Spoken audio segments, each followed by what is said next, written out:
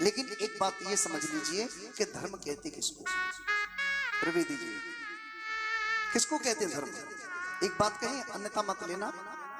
मंदिर में जाकर के एक लोटा जल चढ़ाने से धर्म नहीं होता, एक धूपबत्ती लगाने से धर्म नहीं होता, 5 रुपए का प्रसाद बांटने से धर्म नहीं होता। बात समझ में आ रही है आपको? धर्म कहते किसको है? धर्म की 3 पहचान दी गई है। किसी को पूछने की आवश्यकता नहीं है कि हमने धर्म किया या नहीं किया है, हमें खुद पता चल जाएगा कि हम धर्म करते हैं या नहीं करते। अब धर्म के 3 लक्षण हैं। अब लक्षण कौन से 3, अब ये समझ लीजिए।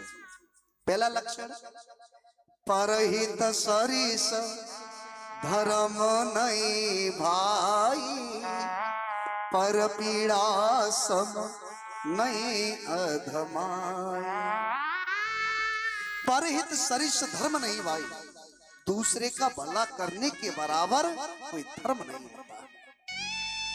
लेकिन हम लोगों में समस्या यही है, हम लोगों में कमी यही है। हम मंदिर भी जाएंगे, पूजा भी करेंगे, भंडारे भी करेंगे, लेकिन पड़ोसी को देख करके खुश नहीं हो सकते। बस ये हमारी सबसे बड़ी कमी है।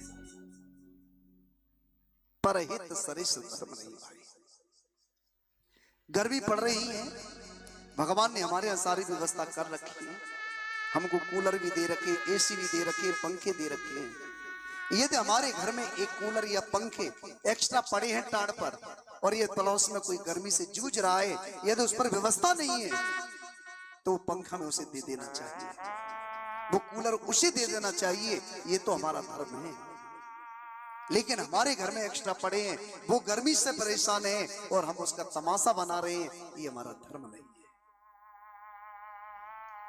दूसरी पहचान, धर्मन दूसर सत्य समाना, आगम निगम पुराण बखाना।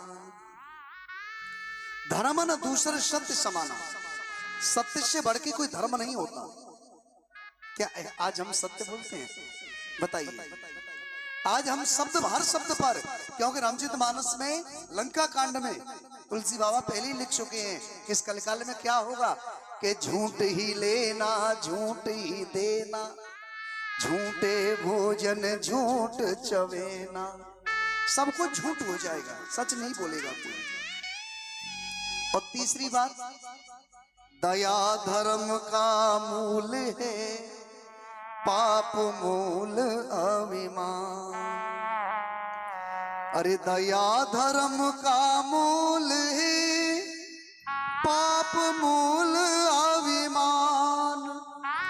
तुलसी दयान छाड़िए, जब लगे घट में प्राण।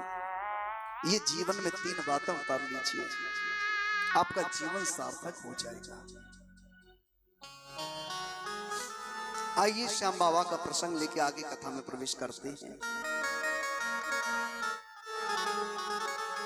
जब कौरवों का अंत समय आया, महर्षि वेद व्यास ने अपनी मां सत्यवती से कहा कि मां,